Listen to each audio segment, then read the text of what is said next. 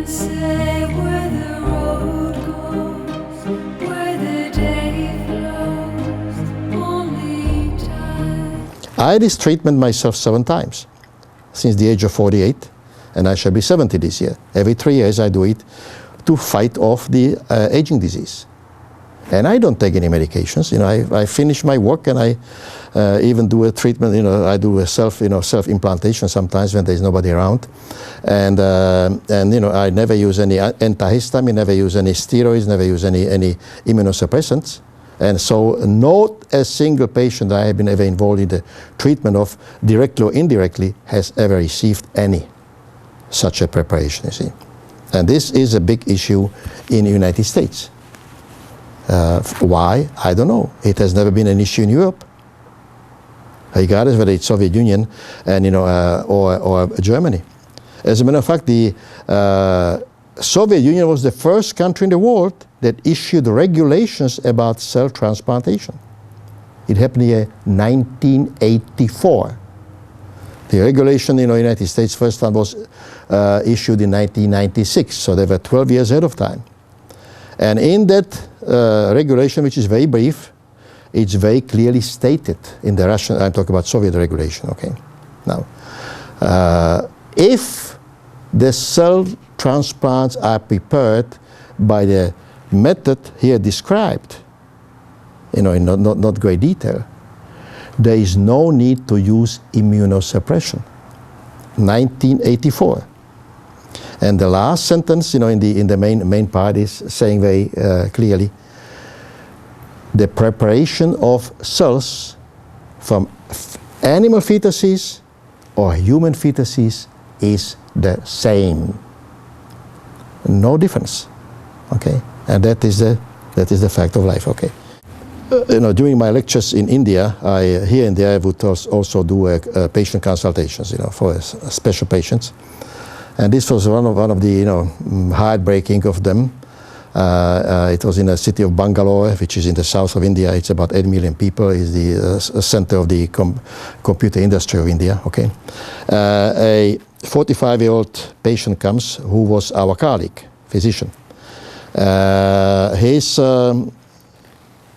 older brother and mother died of a genetic neurological disease already.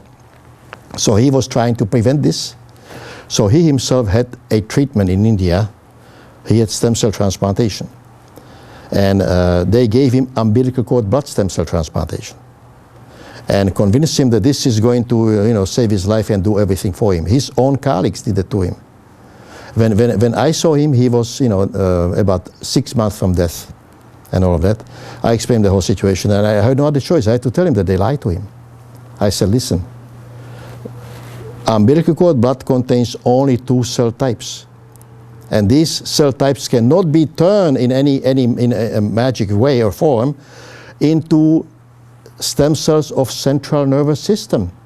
What was supposed to to help your brain to stop this disease and so on and so forth? And and I said, listen, we still can do your treatment even now, but I have to tell you that you are clearly in big misery. And and if you say I will do it against my against my opinion, but you have to understand, I cannot promise you that you will get better. I can only promise you we can stop further progression of the disease. And so it's up to you how to do it. I think the patient never came back, at least not to my knowledge. See, this is the whole point about umbilical cord blood stem cell transplantation. It's a good therapeutic method, but it is usable strictly for treatment of blood diseases and immunodeficiencies. Okay, and in some genetic diseases related to to the blood and all of that. Finished. Anything outside of it, is not possible to be done. And if the patient is told, yes, we can do it, that is a fraud. Because this is commonly known that this is not possible. And the reason why, as I said, I don't understand why in Anglophone literature the scientists are afraid to pick up the knowledge which is known for 60 years in German, German language. I hope that you understand. You see that before Second World War, German medicine was #1 in the world, not U.S. The reason why German medicine collapsed because Germany got destroyed, during Second World War. So, so they had other problems. They had to worry about the advances of medicine, and so on and so forth. So this is very powerful. And when it comes to cells, I have to say, whether anybody likes it or not, but Soviets were very pioneering, and Soviets were very good. And the reason why they were pioneering was also the reason why they were so forwarding. When I worked in that country for 7 years. Such a freedom of action, like I and we, I was the only outsider, we had in that country, that is, I have not encountered anywhere. The government, everybody was fully supportive because they were already in it, okay? They already learned a lot. So, and they understood that we are just going to continue in what they are doing, and so they gave us a full support, And the end result is that for me it was the very pleasing, is that I, as a young future doctor in medical school, I wanted to be neurologist or neurosurgeon. I was enamored by brain and all that. But after working 2 years as a clinical clerk in the Department of Neurology, and I was appointed as an assistant professor immediately after graduation, in a few months I went to the chief and I returned my certificate. I said, Professor, I'm terribly sorry, I changed my mind. I will not be a neurologist. I cannot see for the rest of my life, right under my nose, patients, instead of getting better as a result of being in the hospital and getting treatment, actually going downhill.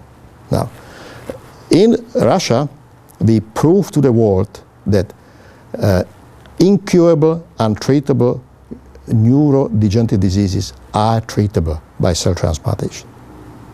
Before I left, we treated about 500 patients with a variety of such conditions, all of them in very bad shape. It works, okay? But to this date, I didn't find a way how to convince the world, because unfortunately in the West it is like that. If it's coming from Russia, no good. It's an attitude which cannot be overcome. Nobody can accept the fact that they were first in the cosmos, that they are not as bad if they focus. Problem of Soviet Union was always not the lack of brains, lack of organization, and and the certain system where the army took precedence, and over everything, and so unless you worked with the army, it was very difficult to accomplish. Adult autologous stem cell transplantation. Why that is fraudulent? Once more, it will do no harm to the patient, but it will do also no good. So the patient, if the patient is given promise that it will work, now that is fraud. And the second is, of course, that the people are paying a lot of money for that experiment, which has no chance to actually accomplish anything. Now imagine that you are truly suffering from incurable or untreatable disease, which has a downhill course, like, for example, all the neurological diseases.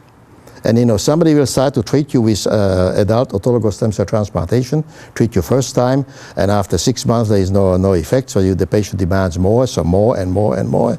And by the time the patient actually discovers that he has been lied to, it's too late. Even for our type of cell transplantation, to do something for the patient, because when there is too much damage to too many neurons are damaged, and you cannot, you see, cell transplantation is not cell transplantation. If the cells are gone, they are gone. You cannot transplant new cells back in. Cell transplantation, as we will come later, in reality means that, you see, that before the cell dies, it will remain in a damaged state for unknown period of time.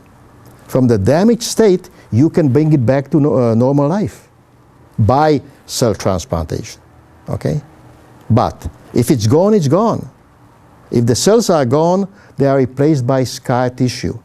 What is scar tissue? Scar tissue are fibers and not a single cell. You can, implant a cell right into that scar tissue, but it will not hatch. This is known. So that's why in cell and therapy for decades has been known, you cannot treat scar tissue. That is the rule of the game, okay? Who can say whether